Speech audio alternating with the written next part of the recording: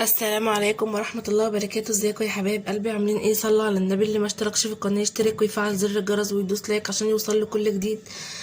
انا عارفة ان انا كل شوية اغيب واجي اقول لكم معلش غصب عني وظروف وكده، بس انتوا عارفين بقى رمضان لخبطته. انا غصب عني تقولي لي ما في ناس كتير قوي ما بتطلع كل يوم، بس غصب عني انا مش بعرف والله. كل يوم بقى مثلا انا معزومة في حتة كده برا، والله بيبقى غصب عني. المهم اللهم صل وسلم وبارك عليك يا حبيبي يا رسول الله. والله حتى انا كان تعبانه، ابني واخد دور وانا واخده الدور، فحتى صوتي تحس ان هو متغير شويه، فغصب عني والله تعبانه. الحمد لله، ربنا يسترها معانا يا رب جميعا. طبعا تغيير الجو بقى والبرد والصيف والشتاء والكلام ده، مع ان محدش خفف والله ولا حاجه، بس هو بقى تغيير البرد مع الاطفال غير الجو يعني بيتعبهم، فطبعا احنا اللي قاعدين بيهم فطبعا بنتعب على طول. المهم اللهم صل وسلم عليك يا حبيبي يا رسول الله. نخش بقى في وصفتنا النهارده. انا هعمل حمام، هما حمامتين بالظبط اللي عندي اللي انا جبتهم. لا كان زمان بقى الواحد كان بيعمل 4 و5 والكلام ده، ما عادش خلاص. المهم انا هنعمل الحمام بطريقه حلوه قوي ان شاء الله وجميله تعجبكم باذن الله. طبعا الحمامتين انا جبتهم وسقفتهم بقى طبعا، تمام. سقفتهم اهو زي ما انتم شايفين عشان نحط فيها الرز، وتنضفوا من جوه مغسولين وبقى زي الفل. وطبعا الرز مغسول، وديت الكبد والقلب، ودي البصل. هنعمل ايه بقى دلوقتي معايا؟ تعالوا اوريكم. دلوقتي بقى جبنا حله وحطيناها على النار ومعلقه سمنه بلدي هتسيح، تمام.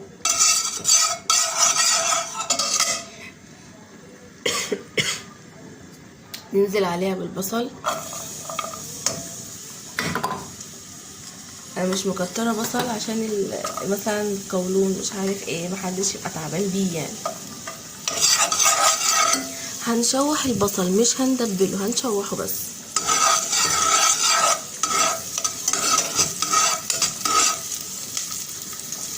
تمام كده البصل اتدبل يتشوح. نحط بقى القناصه الكبد،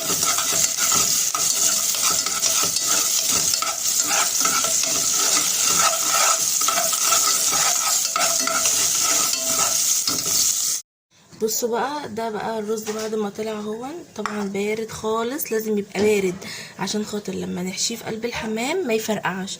لازم يبقى بارد تعرفي تمسكيه بايدك كده، تمام. هحشي بقى الحمام، هحشيه بقى من جوه ومن فوق ومن بره من كله، وبعد كده هوريكم تاني. بصوا بقى دلوقتي احنا مخلينها نملت اهي الحله، تمام. هنسقط فيها بقى الحمام اهو، بسم الله اهو. اللي انا حطيته دوت، انا حاطه حته بصلايه وحته طماطمايه اهي، واوطي عليها واغطيها وبس كده. بصوا بقى منظره بعد ما طلع جميل، لا مفرقع ولا مهري ولا اي حاجه. ليه؟ لان احنا وطينا عليه النار، تمام. حاطين طاسه فيها زيت، نحط بقى فيها بسم الله.